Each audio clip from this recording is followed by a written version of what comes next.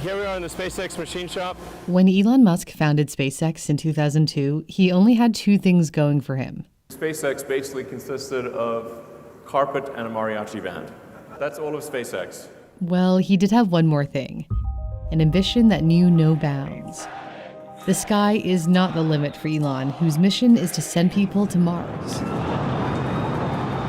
On April 20, 2023, humanity took one step closer to that dream when the world's largest rocket, the fully reusable Starship, attempted to go into orbit for the first time. Obviously, this does not appear to be a nominal situation. Although Starship failed to reach orbit, learning from failures is Elon's approach to his career building SpaceX.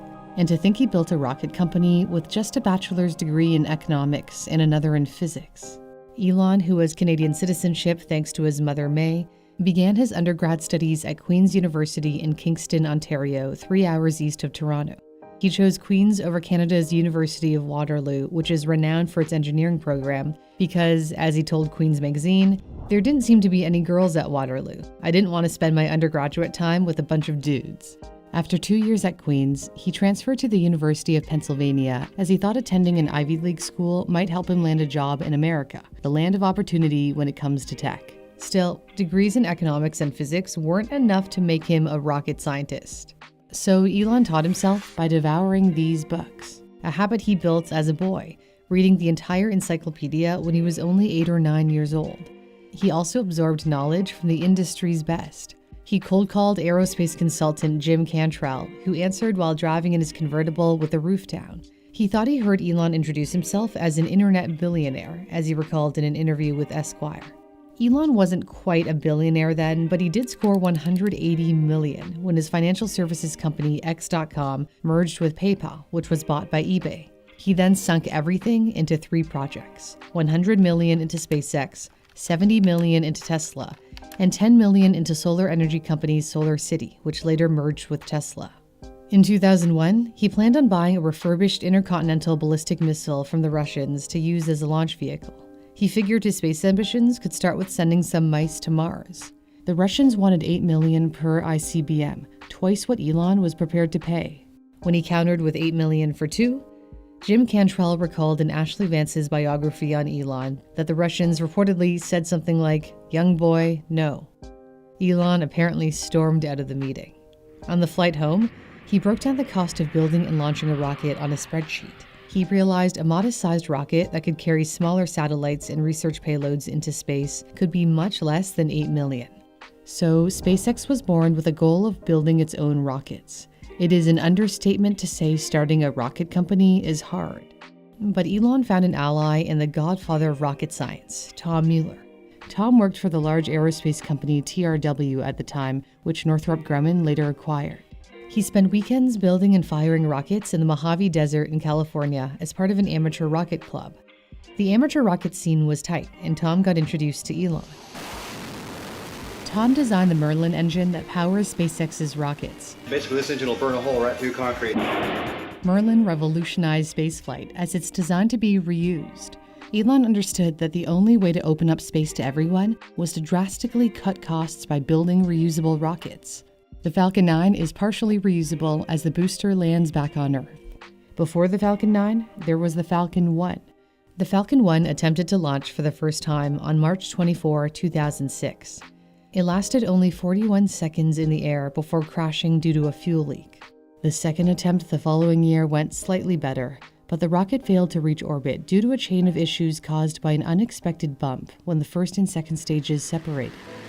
Third time wasn't a charm either, as a timing error caused the 2 stages to collide. Elon had run through all the money he had set aside for SpaceX. When you had that third failure in a row, did you think, I need to pack this in? Never. Why not? I don't ever give up. I mean, I'd have to be dead or completely incapacitated. He told his employees to keep going.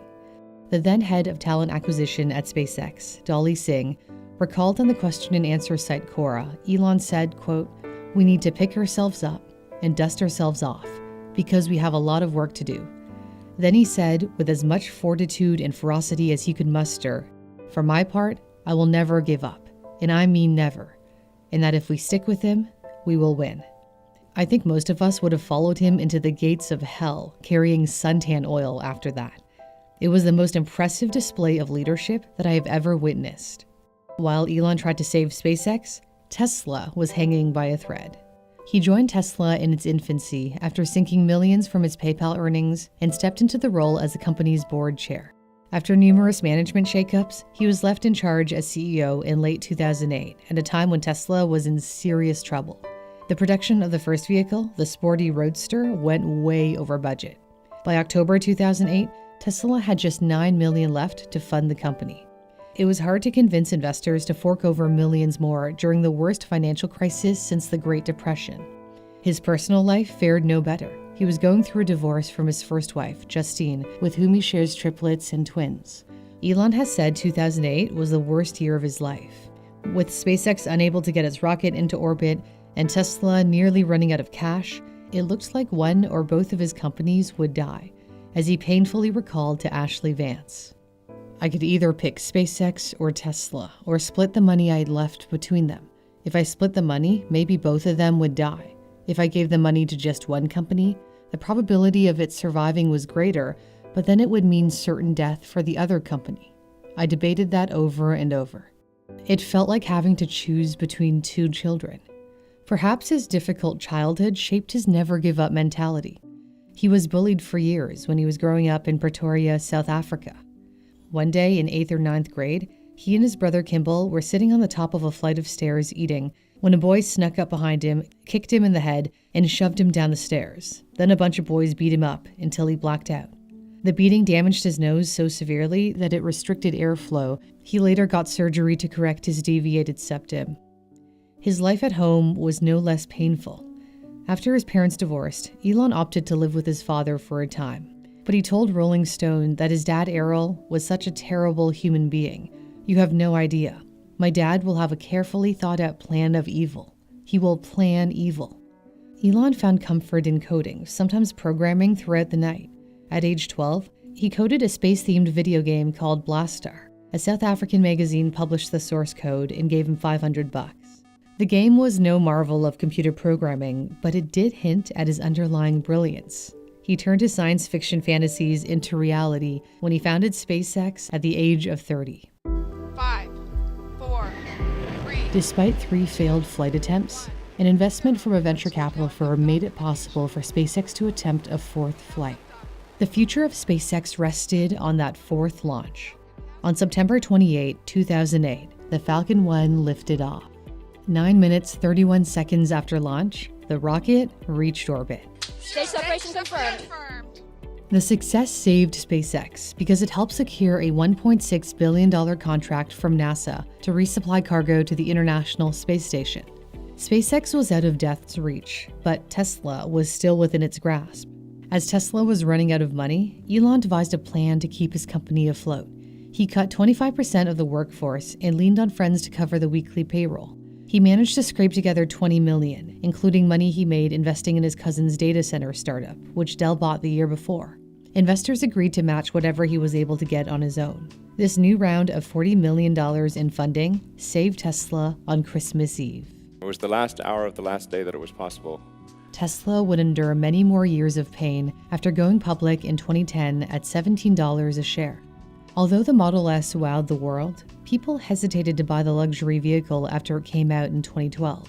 Elon turned his employees into salespeople whose job was to convince anyone who put down a $5,000 deposit to go through with their purchase. When orders weren't coming in fast enough, Tesla said it was temporarily shutting down its factory for maintenance and kept the real reasons secret to avoid spooking investors and sending the stock plummeting. Elon's maneuvering worked. In 2013, Tesla stunned Wall Street by posting its first ever profit. Elon's goal has always been to build a more affordable electric car, but Tesla simply couldn't keep up with demand for the Model 3. Frankly, we're going to be in production hell. And as the saying goes, if you're going through hell, keep going. Elon promised to produce 5,000 Model 3s a week initially, yet only managed a mere 800 cars a week in the first few weeks of 2018. Tesla was burning cash as it tried to increase the production of its most affordable car. Elon says Tesla was about a month from bankruptcy. The situation was so critical that he slept in his factories to save time, and he also said it was to suffer more than his staff. He told Bloomberg, "Whenever they felt pain, I wanted mine to be worse." The pain eased as Tesla found a way to claw its way out of danger once again. Tesla managed to increase production and turn the corner as it entered 2020. It has now expanded from one factory in Fremont, California, to factories worldwide. Tesla delivered 1.3 million vehicles in 2022, and one of them was my own. As I drove across Canada last summer, I couldn't help but think that one day electric cars will be so run-of-the-mill that they'll just be called cars. I did notice that supercharging stations across the country were pretty empty. There was basically no one charging beside me. Yet charging stations will soon be getting busier. Many countries, including Canada, have mandated that all new cars and light-duty trucks sold be zero-emission vehicles by 2035. Not to mention other auto companies will now be relying on Tesla's charging network, like Ford. Elon has stressed that Tesla must make its cars fully autonomous, in which there is no human intervention at all. Like, that's really the difference between Tesla being worth a lot of money and being worth basically zero. As Tesla engineers work to improve its full self-driving technology, it wants to place that technology in a robot. Optimus perhaps felt like a sideshow when Tesla first unveiled it in 2021. However, those who are insightful or listen carefully will understand that Optimus ultimately will be worth more than the car business, worth more than FSD. There has been arguably even more skepticism over Elon's plan to ease traffic by putting Teslas into his own tunnels. We're still years away from seeing whether the Boring Company's tunnels will be a visionary mode of transportation or if there are too many holes in Elon's plan. It's also too early to determine the potential of Neuralink, which received regulatory approval in May 2023 to test its brain implant on people. Neuralink's chip is meant to stimulate the brain and help those with spinal cord injuries control their computers and smartphones with their thoughts. I think we have a chance, I emphasize a chance, of being able to allow someone who cannot walk or use their arms to be able to walk again. The long-term goal of Neuralink is to merge humans with AI. A common theme runs through all his companies: the dream of freedom from Earth by going to Mars, freedom from fossil fuels, freedom from traffic, freedom from the limitations of human biology. And now Twitter is fighting for freedom of speech, which he felt was suppressed under previous leadership. Twitter has changed its incorporated name to X Corp to move toward Elon's plan of transforming Twitter into X, the everything app. That includes making Twitter a better video experience. And a little announcement, I'm now posting all of my full videos on Twitter, where I'll also share exclusive tech insights. You can catch me at Newsthink or click the link in my description. Although Elon has been building many of his companies for over a decade, their potential is only just starting to emerge. Regardless of whether he succeeds or fails, he won't give up. He once said, "When something is important enough, you do it, even if the odds are not in your favor." Thanks for watching. I'm Cindy Palm.